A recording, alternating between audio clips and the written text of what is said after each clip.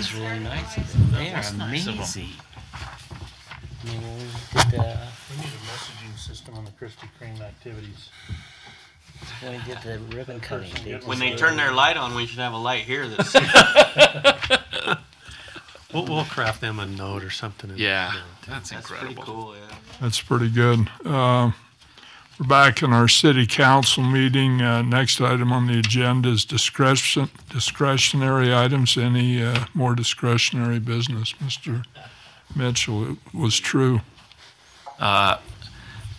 So this is more just that we have a problem that we need to address, and it has to do with our 900 West intersection by McDonald's and Maverick, and I don't know what the solution's going to be, but they discussed it on Facebook, and it's almost impossible any time of day to get out of that area and come across to the north side.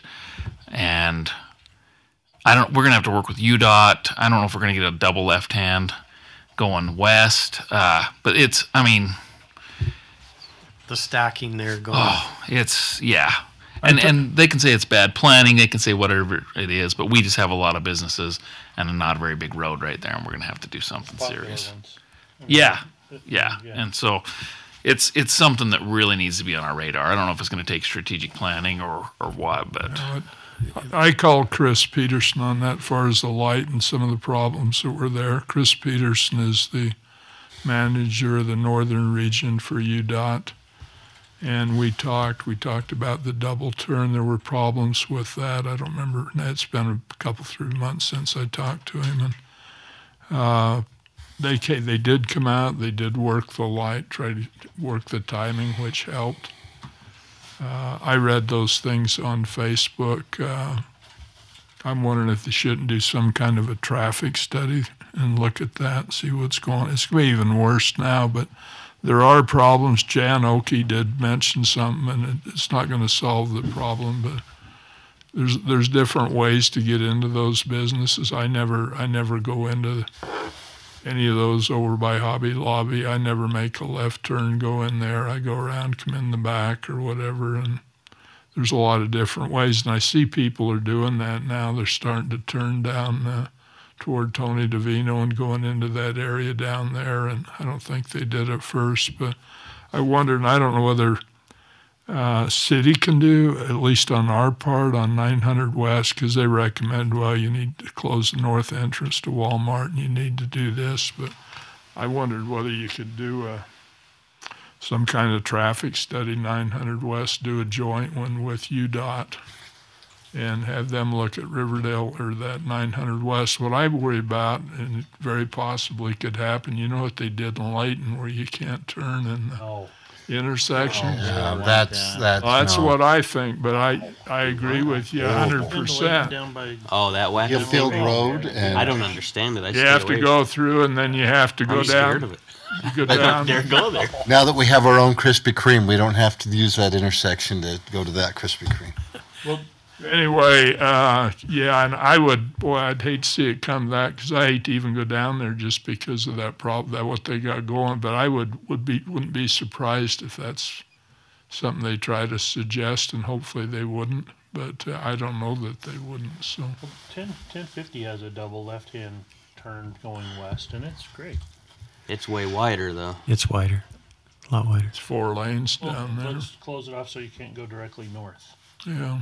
But I just wanted to get professionals and do some kind of a study. Yeah, it needs some looking. It needs some looking. And that thing in Layton, I think we all agree it's scary now. It's like to go through it. Like, I don't want anything like that. But and I take the back ways. I agree. But even on the off chance that I end up out of the Maverick, I'm just like, I guess I'll just go the back way all the way home, because I think there's a bigger group of people that are complaining, and we're headed into Christmas, so it's not even going to be comparable right now. Like.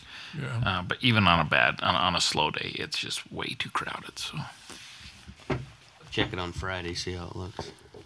About 4:30, 5 o'clock. We'll be busy, but that's all I had. I go over to Walmart. I go over there, and I use 900 West, and normally I can get through there. I see sometimes it's backed up in there, but I cross, I go down 900 west north, going north, and go home that way occasionally. And there's certain times of the day, but I don't know what the answer. We talked to UDOT, but they could look at it. They're going to have to. There's somewhere to get cars on and off. I think part of the problem is all those entrances we got going into Maverick and back into Hobby Lobby and back into Walmart, all right there together. So I don't know if you need a professional traffic study kind of thing and have them make some recommendation. You would.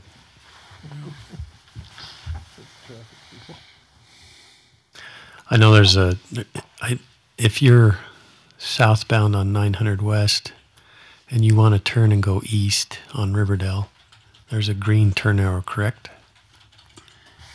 Yeah. And there's also a single lane green turn arrow going west if you're there by McDonald's.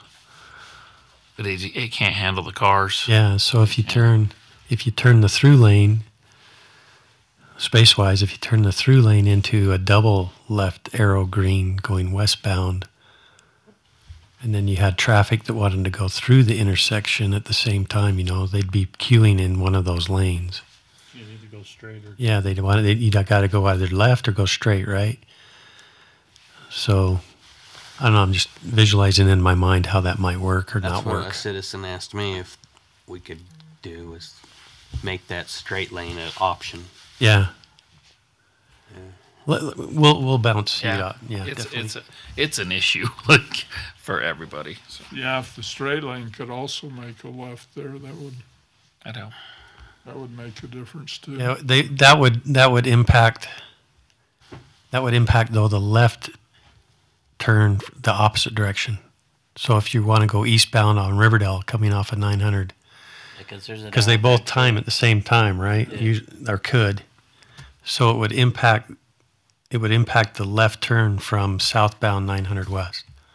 Yeah, it would, because they couldn't turn left safely. Because you got through traffic coming, Yeah, possibly. you don't know whether they're coming or whether they're going to turn or not. So it would delay that left. It's all about time. Any movement in an intersection, you got to take time from somebody to accommodate something else. You'd have to stop the movement from the north going south. You couldn't allow them to go south. You'd have to at least stop the left-hand turn movement on the southbound 900 west. We'll look at it. To a different period of time now. Yeah, you gotta take time from somebody to give it to somebody else. But we'll figure something out, hopefully. Anything else? Any Yes. other discretionary, Mr. Bart? Just, we have 7 members on the planning commission. And is that full? And typically in January is terms expire, and I don't know if there's going to be vacancies. Are you soliciting names? We've got it. No, but January, Even we've got one to replace Okay. Dave Gailey right now. We've looked at something I suggested to Mike, and he hasn't said anything yet. But Amy Ann Spires filled it? One of them. Oh, yeah. So there hasn't been a 7th?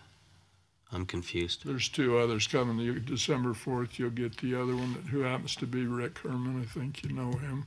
Okay. He's expressed an interest to Bart.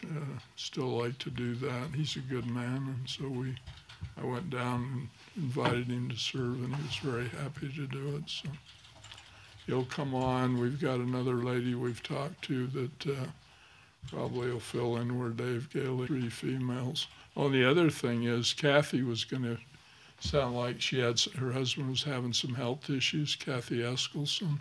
Sound like now she's probably going to remain. That's been taking care of the health issues, so she'll probably stay on board, so which is a good thing. She's really good. Did mention to Mike, some of the cities have 2 alternates that they have that can be called in, and I know a couple that some people that come and go, retiring, tripping, but they're really good people, and they would really like to serve, and they're here a lot, but they're not here all the time. And I gave that idea to Mike, and he hasn't said anything, but they could change their ordinance. That way they could always have enough here to, because the way they're looking at changing that, the way their bylaws read right now, they have to have 4 people here to approve something. There's, approve a motion there. They can't just do a majority vote. So they had one, who was it with? It was just recent. Quick Quack. Yeah, the Quick Quack thing. They couldn't approve that because they didn't have enough people here. They had to redo that and reschedule it when they had enough people. So I don't think it's a bad idea having a couple of people they can call in. That way they got the full group, and they can send them the packet every month, and they need them. But then that's up to Mike and Roger. I'm not. Yeah, we're filled up. Bart, that name helped. Blair Jones had some names. He was going to call them. He evidently made it, but they just never come forward. So I went and talked to some people. So anyway, I think we're good there for right now. Should be good. So there was one thing that came up, Braden. Did you ever get a call from that lady on her late fee on the water bill? I don't know if you guys saw that. Did you guys see that? Did you get a copy of that? No. Yeah, it was just Braden and you. It was to us that we had somebody we knew. 10-minute meeting last time. Yeah. Okay. You have a motion to adjourn. So moved. Second. All in favor? Aye. All right, thank you. Have a nice Thanksgiving. Two.